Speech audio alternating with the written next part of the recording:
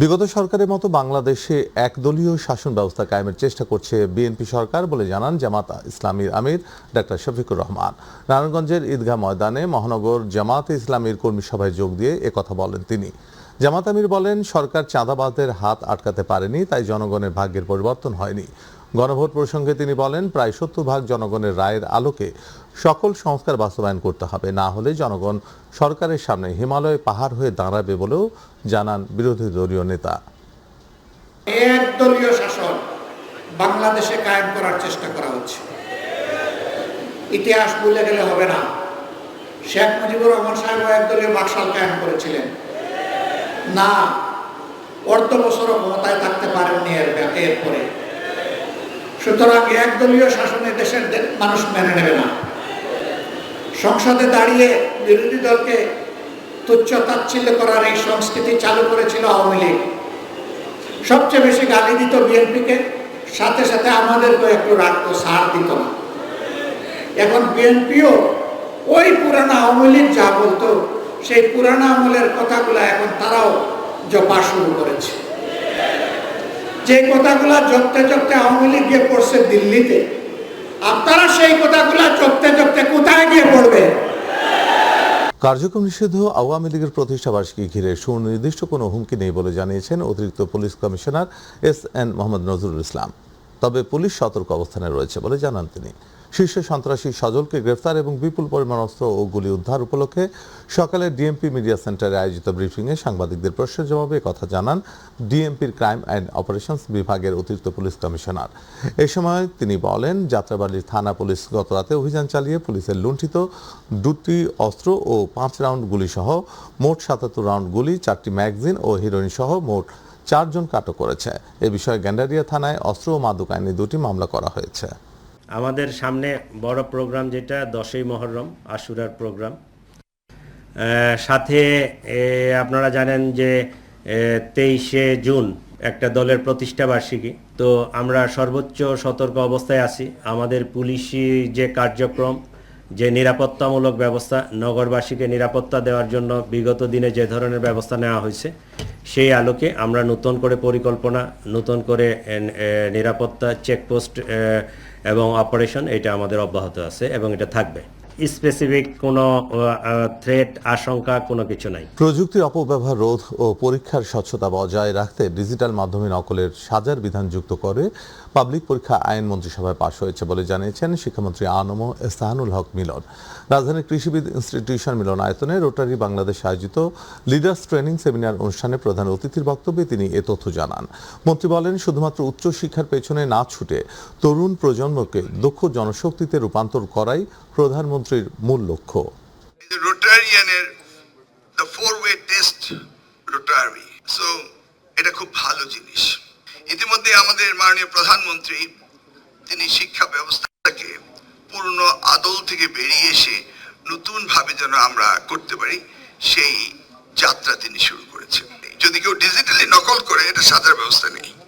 আমরা শুধু সেটাকে ইনক্লুড করলাম। আমাদের এই সম্পদকে, আমাদের ট্যানজিবল অ্যাসেটে, হিউম্যান ক্যাপিটালকে আমাদের তৈরি করতে হবে। এটা যদি আমরা করতে পারি, will lead the whole world. সাপ্তাহিক ছুটির দিনে জমে উঠেছে রাজধানীর বাজার। সরবরাহ স্বাভাবিক থাকায় হাতে নাগালের মধ্যে রয়েছে প্রায় সব ধরনের সবজি। গরু ও খাসির মাংসের দাম স্বাভাবিক থাকলেও কিছুটা বেড়েছে মুরগির দাম। এদিকে ঈদের পর থেকে কিছুটা বেড়েছে সব ধরনের চাল ও ডালের দাম। ভোজ্য তেল সহ অন্যান্য নিত্য প্রয়োজনীয় পণ্যের দাম অপরিবর্তিত।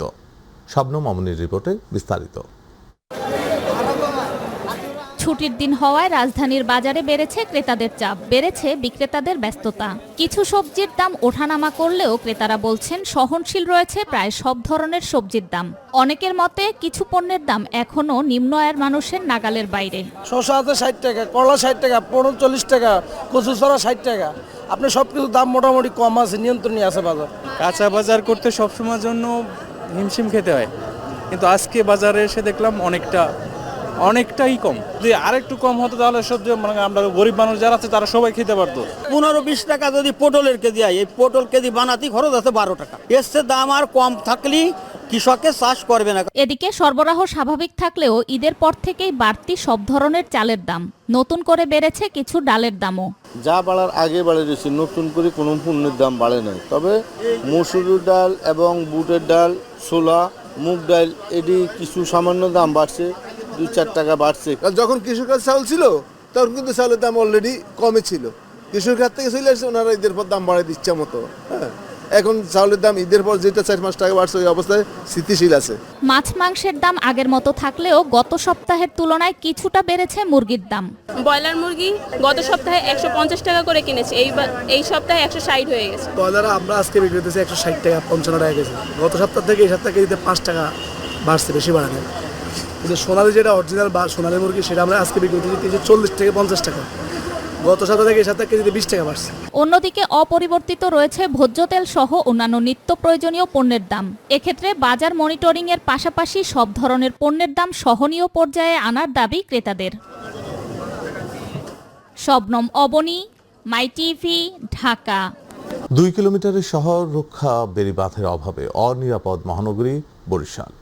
কীর্তনখোলা নদী ভাঙন, জোয়ার ভাটার পানি আর নদীর রুট পরিবর্তনের আতঙ্কে রসুলপুরের মানুষ। নিরাপদ শহর রক্ষায় নদী শাসন ও রক্ষা বাঁধের দাবি 9 নম্বর ওয়ার্ডবাসীর।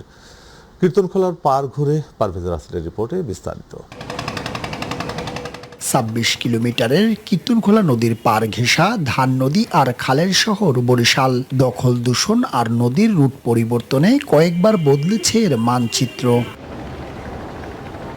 2023 সালে তৎকালীন সরকার চরবাড়িয়া ভাঙার পার হয়ে বেলতলায় ড্রেজিং সহ 370 কোটি টাকা ব্যয়ে 6 কিলোমিটার শহর জুড়ে করে শহর রক্ষা বাঁধ। এই বেড়িবাঁধটা যদি তৈরি হয়, এখান থেকে মানুষ যাতায়াত যেভাবে করতে পারে, সুন্দরভাবে চলাচল করতে পারবে, বরিশালের সৌন্দর্য রক্ষা হবে। যারা নদীর পাড়ে বসবাস করে, ভিটা বাড়ি হারানোর যে একটা যে থাকে প্রতি বছর, এটা থেকে তারা মুক্তি পাবে। অথচ বেলতলা খেয়াঘাট রসুলপুর হয়ে লঞ্চঘাটের 2 কিলোমিটার বাঁধের আওতায় না আসায় অনিরাপদ হয়ে আছে গোটা এলাকা। 3 থেকে 4 হাজার লোক বসবাস করে, কষ্টকর অবস্থায় আছে। যদি এটা বাঁধটা হয় তাহলে রসুলপুরটা অনেক সুন্দর হবে। আতঙ্কে থাকে নদী ভাঙনের, আর অনিরাপদ হয়ে আছে লঞ্চঘাট, মৎস্যঘাট সহ পুরো বাণিজ্যিক এলাকা। এই 2 কিলোমিটার রক্ষাবাদী বদলাতে পারে বরিশালের উন্নয়নের রূপরেখা, দাবি জনপ্রতিনিধির। 2 কিলোমিটার শহর রক্ষা বাঁধ করতে পারি, তাহলে বরিশালে আমাদের অর্থনৈতিক জোন হবে, পর্যটন কেন্দ্র হবে এবং এখান থেকে অনেক রাজস্ব আয় করা সম্ভব হবে। এদিকে নদীর গতি পরিবর্তনশীল, তাই জনগণের দাবির প্রেক্ষিতে পর্যবেক্ষণ করে দেখার আশ্বাস পানি উন্নয়ন বোর্ডের। নদী গতিশীল, নদী মরফোলজি প্রায় বিভিন্ন সময় পরিবর্তন হয় যুগের বিবর্তনে। তো ভবিষ্যতে যদি এখানে ভাঙ্গন পরিলক্ষিত হয়, সেটা সমীক্ষার আলোকে, সমীক্ষার সুপারিশ অনুযায়ী আমরা প্রকল্প গ্রহণ করব জনগণের দাবির প্রেক্ষিতে। বিগত সরকার চরবাড়িয়া হয়ে লামচরির বেলতলা পর্যন্ত করেছিল শহর রক্ষা বাঁধ। বাকি থাকে বেলতলা থেকে রসুলপুর হয়ে লঞ্চঘাট পর্যন্ত। এই শহর রক্ষা বাড়তি হলেই এই শহর যেমন হবে নিরাপদ, তেমনি হবে সৌন্দর্যের এক প্রতীক। পারভেজ রাসেল, মাই টিভি, বরিশাল। সকল অভিযান শেষে নদী ও সাগরে মাছ শিকারে গিয়ে মাছে দেখা না পাওয়ায় হতাশ জেলেরা মাছ না পাওয়ার কথাটি মৎস্য বিভাগ স্বীকার করলেও বলছে আগামী 2-1 মাস পরে জেলেরা মাছ পাবে এবং তারা ঘুরে দাঁড়াবে। ভোলা প্রতিনিধি আরিফ হোসেন লিটনের তথ্যচিত্রে ডেস্ক রিপোর্ট। ভোলার জেলেরা বছরে দীর্ঘ সময় বিভিন্ন মাছ সংরক্ষণ কর্মসূচি ও নিষেধাজ্ঞার মধ্যে থাকেন। মা ইলিশ সংরক্ষণ, জাটকা রক্ষা, অভয়াশ্রমে মাছ ধরা বন্ধ এবং সাগরে 58 দিন নিষেধাজ্ঞা সহ নানা অভিযানে তারা অংশ নেন। তবে নিষেধাজ্ঞা শেষে নদী ও সাগরে মাছের দেখা আগের মতো এখন আর মিলছে না। সামান্য মাছ বিক্রি করে সংসার চালানো কঠিন হয়ে পড়ছে। অভিযানের সময় পর্যাপ্ত সরকারি সহায়তা না পাওয়ায় ঋণের বোঝাও বাড়ছে। বিকল্প পেশা না থাকায় জেলে পরিবারগুলো চরম অনিশ্চয়তার মধ্যে দিন কাটাচ্ছে। জেলে কার্ড থাকলেও অনেকেই পাচ্ছেন না সরকারি সহযোগিতা। সরকার আমাদের একটা জেলে কার্ড করে দিছে, এই কার্ডের চালগুলো আমাদের ঠিক মতন দিতে আসে না। হ্যাঁ, আমরা না খাই যখন থাকতো মাছটাই হুদা পরিশ্রম করিয়া বদলা খরচা করিয়া তেল ঘুরিয়া যদি মাছ না পাই, খরচা না হতো সাবার দিয়ে কি করব? দেনাফেনার তো কোনো জবাবই নেই, দেনাফেনা প্রচুর, কারণ মাছ না থাকার কারণে। অল্প কটা মাছ হয়েছি, এদিন আমাকে নিজে খরচার বেশি হয় না। এই দুঃখ কষ্ট হ্যাঁ এখন গাড়ি হয়ে রয়েছি, ফ্যামিলি চলে কিন্তু আমরা নিজেই খাইতে পারি না। সরকারি সহযোগিতা সব জেলেদের একসাথে দেয়া সম্ভব নয়, তারপরও কোথাও কোনো সমস্যা থাকলে সমাধানের চেষ্টা করা হবে বলে জানালেন জেলা মৎস্য কর্মকর্তা। আমরা আগামী জুলাই, আগস্ট, সেপ্টেম্বরের সময় আমরা বেশি পরিমাণে মাছ পাবো এবং কাঙ্ক্ষিত মাছ পাবো ইলিশ সহ, এবং তারা তাদের ধার দেনা তখন তারা করতে পারবে, দিতে পারবে। নিবন্ধিত জেলের তুলনায় আমাদের চালের বরাদ্দ কম থাকায় 2-1 জেলে বা কিছু সংখ্যক জেলে বাদ থাকতে পারে। তারপর আমরা যদি কেউ লিখিত আকারে অভিযোগ দেয় আমরা তদন্ত করি। তামান্না সাদিকা, মাই টিভি।